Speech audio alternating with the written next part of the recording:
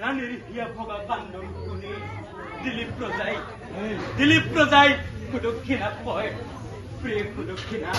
বলাও আমি উপায় বিচারি গুরু বশিষ্ঠর সরলৈ যাও